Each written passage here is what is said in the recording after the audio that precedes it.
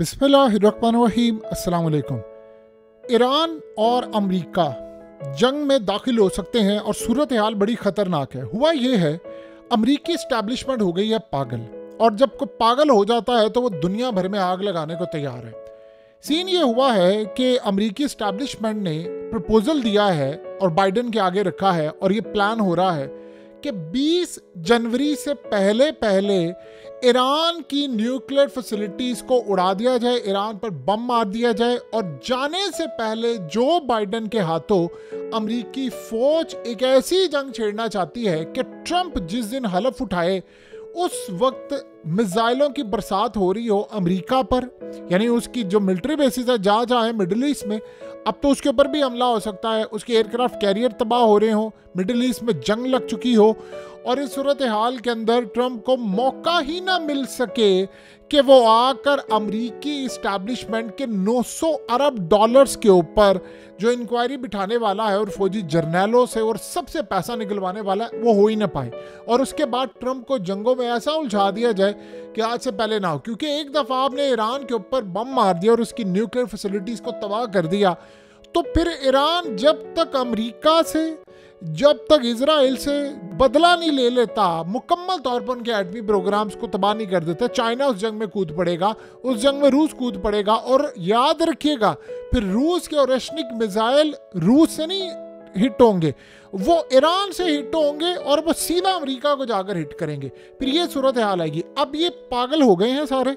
इन लोगों ने किया क्या है कि इन लोगों ने पूरे का पूरा प्लान बनाया है। जो बाइडन को कुर्बानी का बकरा वो क्यों बना रहे हैं? देखिए, जो बाइडन ने इलेक्शन नहीं लड़ा इस दफ़ा, ना उसने ज़िंदगी में कभी करना है। वो इस टर्म के बाद, यानी आप समझ लें आज से 16-17 दिन के बाद डोनाल्ड ट्रंप जब इक़्तिदार में आएगा, जो बाइडन रिटायर हो जाएगा।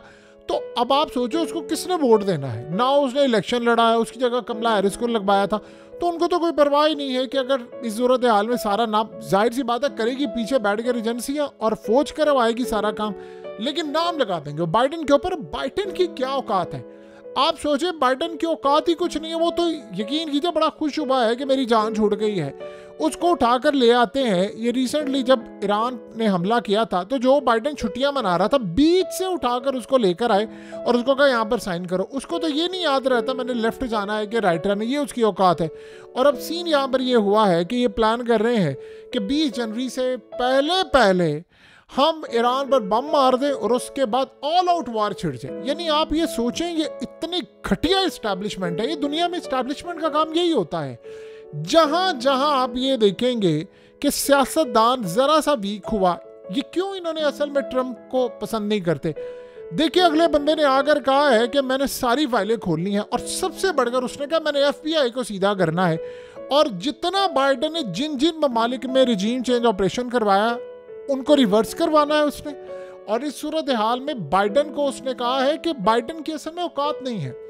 आप इमेजिन कीजिए जरा कि डोनाल्ड ट्रंप इलेक्शन से एक दिन पहले बाकायदा वर्ड, हम लोग सोचते हैं कि ये सिर्फ वर्ड थर्ड वर्ल्ड कंट्रीज में या कहीं और यूज होता है, उसने बाकायदा वर्ड का नाम इस्तेमाल किया, एस्टैब्लिशमेंट।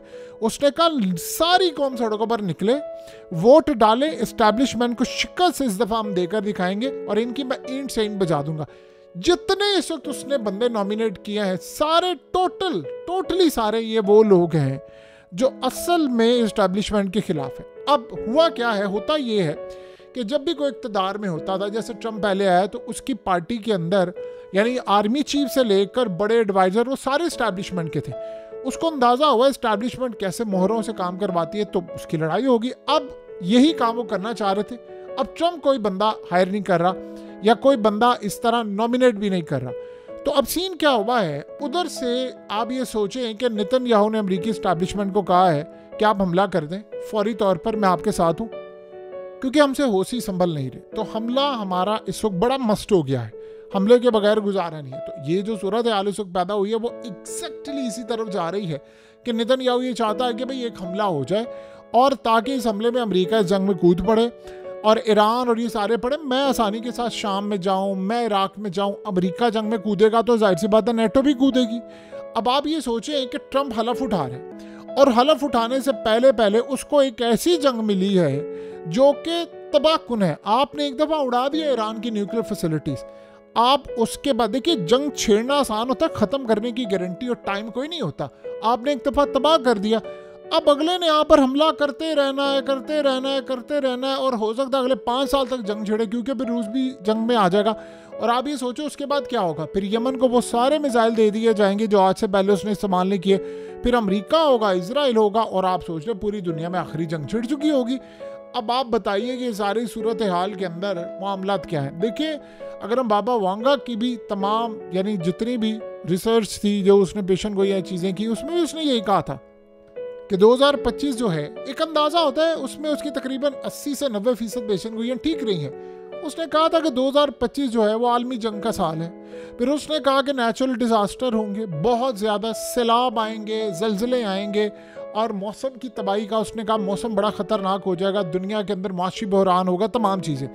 अब आप ज़रा अंदाज़ा करें कि ये आज एक सूरत हाल जो इस वक्त है कि अगर ये रवायत पड़ गई, वो सोच रहे हैं, तो हर अमेरिका का सदर यानी जिस दिन से वो इक़्तिदार में जीते इलेक्शन, तब से लेकर हलफ उठाने तक जो 2-2.5 महीने या उससे भी ज़्यादा का जो टाइम होता है, तब तक तो वो कुछ भी करके जाएगा, फिर तो वो तबाह करके जाएंगे। तो वो एक रवायत अगर पड़ गई तो फिर मामला बड़े ख़राब है। अमरीकी इस्टेब्लिशमेंट और इंटरनेशनल इस्टेब्लिशमेंट इस वक्त कुछ भी कर सकते हैं। ये मामला बड़ा ख़तरनाक है। और आप ये सोचें कि बताया क्या जा रहा है कि जी वो बाइडन के सामने प्रपोजल रखा है इस्टेब्लिशमेंट ने, तो वो सोच रहा है, अभी उसने इनकार किया है और वो सोच रहा है कि ये तो पूरी दुनिया की जंग छिड़ जाएगी। आपको पता है इस प्रपोजल के बाद हुआ क्या है? ट्रंप ने अमेरिकी एस्टैब्लिशमेंट के जो टॉप के लोग हैं, खास तौर पर आर्मी चीफ, ब्यूरोक्रेसी के लोग, उनको कहा, और एजेंसियों को, CIA के डायरेक्टर वगैरह, इन सबको उसने कहा है कि अगर तुम लोगों ने ये काम किया, ये जंग छेड़ी या कोई ऐसा बड़ा काम किया, तो मैं तुम सबको आकर वो इबरत का निशान बनाऊंगा जिसकी इंतहानी तुम लोग अब कोई बड़ा फैसला नहीं करोगे, चुप करके 20 जनवरी तक का टाइम है, यहाँ से निकलो, मैं आऊँगा, हलफ उठाऊंगा, जो फैसले अब करने हैं मैंने करने, अब तुम लोग कोई फैसले नहीं करोगे। अब वो बदले में क्या उनसे मांग रहे हैं? ज़रा NRO देखिए कैसे, हम लोग अक्सर बात करते हैं पाकिस्तानी दीगर जगहों पर, वो NRO क्या मांग रहे हैं? NRO मांग रहे हैं कि ठीक है, इसमें बहुत सारी चीज़ों में रिलैक्सेशन दी जा सकती है, तुम आकर 900 अरब डॉलर का वो ऑडिट नहीं करवाओगे जो अमेरिकी फ़ौज को गया है और वो मिसिंग है। वो 900 अरब डॉलर कहाँ पर पैसा ज़ाया हुआ है वो नहीं पता। तुम ज़ेलेंस्की से आकर ये नहीं कहोगे कि जो अमेरिका ने एड भेजी थी वो कहाँ पर गई, क्योंकि अब ये पता चला कि वो वापस अमेरिका के अंदर आते, जो पैसा देते थे अंदर खाते, वो वापस लेते हैं मुख्तलिफ चीज़ों के लिहाज से। अब आप ये सोचें कि FBI का डायरेक्टर कैश पटेल आ रहा है और उसने आकर कहा मैं ज़ेलेंस्की के एक एक पैसे का हिसाब लूँगा, इनसे पूछेंगे तुम्हें एड दी थी, कहाँ पर लगा, हमें हिसाब किताब दो। तो वो जब हिसाब किताब आपके पास है नहीं, जाहिर सी बात है आपको एड दी है, आपने हथियार खरीदे होंगे ना, कहाँ से खरीदे हैं, प्रोक्योरमेंट कहाँ से की है, कहाँ से चीज़ें ली हैं, लिया। अब जाहिर सी बात है उनके पास कुछ है नहीं बताने को, वो खरीदा ही नहीं है, वो सिर्फ खाई क्या है। तो ये जो सारे का सारा मामला इस वक्त सामने आया है वो बड़ा तबाहकुन है। और जाने से पहले आप ये सोचें कि बाइडेन 8 अरब डॉलर के हथियार इजराइल को देकर जा रहा है कि मारो ईरान पर बम, मारो यमन पर बम, और ये तमाम चीज़ों पर। इसराइल क्यों चाह रहा है? इसराइल ये चाह रहा है कि ईरान को तबाह करें आप, ईरान बन रहा है एटमी ताकत, और उसके बाद यमन को भी तबाह करे। वो चाह रहा है अमेरिका हमला करे, अमेरिका जब हमला करेगा तो नेटो फिर जाहिर सी बात है कूदेगी। अब आप ही सोचे, अमेरिका जब ऑल आउट वॉर में चला जाएगा, अमेरिका पर हमला होगा, तो नेटो आर्टिकल 5 के तहत तो आएगी ना, तो सारे ममालिक आ जाएं, तो मेरे लिए तो ये बड़ी लॉटरी है। इस सूरत हाल के अंदर ट्रंप इसराइल को भी इस वक्त कोशिश कर रहे, क्योंकि वो वादा लेकर आया है कि मैंने जंग नहीं करनी। अब आप इमेजिन करें कि जंग एक दफ़ा छिड़ जाती है, आप इसराइल यानी या अमेरिका हमला कर देता, आप किसी की न्यूक्लियर फैसिलिटीज़ को तबाह करते हैं, उसके घर को तबाह करते हैं। और ये खाली ये नहीं है, प्लान एक और भी साथ है। प्लान ये है कि रजीम चेंज ऑपरेशन करवा कर आयतुल्लाह को ठिकाने लगाया जाए, ये भी प्लान है साथ में। अब आप बताइए, आप 4-5 काम ऐसे करेंगे, ट्रंप चाहे 1000 के करोड़ दफ़ा भी ये बात कह ले कि भाई नहीं मैं आकर ये जंग नहीं छेड़ूंगा। आप लेट से आप किसी की न्यूक्लियर फैसिलिटीज़ तबाह कर चुके हैं, आप रजीम चेंज कर चुके हैं, आयतुल्लाह को आप नुकसान पहुँचा चुके हैं, तो आप बताइए कि सारी सूरत हाल के अंदर ईरान चुप करके बैठा रहेगा, चूज़ों की तरह इंतज़ार करता रहेगा? ये नहीं हो सकता, ये कभी भी नहीं होना, ये बात आप अच्छी तरह समझ लें। तो आने वाले वक्त के अंदर जो हालात जा रहे हैं, जो चीज़ें जा रही हैं, वो क्लियरली इंडिकेट करती हैं कि हम किस तरफ जा रहे हैं, हमारे मामलात क्या हैं, चीज़ें क्या हैं, हालात क्या कर रहे हैं। सो ये बात आप अच्छी तरह समझ लें, ये पागल हो चुके हैं, इन्होंने बर्बाद कर देना है सब कुछ, ये आग लगा देंगे, ये बर्बाद कर देंगे, इनसे बर्दाश्त नहीं हो रहा कि ट्रंप आ क्यों रहा है। और एक बात आप ज़हन में रखिएगा, उसकी जान को इस वक्त शदीद खतरा है, ये आप सबसे पहले समझिए, क्योंकि अमेरिकी इस्टेब्लिशमेंट ने दुनिया के अंदर आग लगा देनी है। अगर उसके इस्टेब्लिशमेंट के अंदर क्या है, जर्नैल उसके पागल हो चुके हैं। हमारा एहतसाब करोगे तुम, हमने स्विस बैंकों में जो पैसा रखा है, हमने दुनिया भर में जो पैसा रखा है, हमारा एहतसाब होगा। तो इस सारी सूरत हाल के अंदर जो मामला चल रहे हैं वो आपके सामने है कि किस लेवल की तबाही इस वक्त आने वाली है।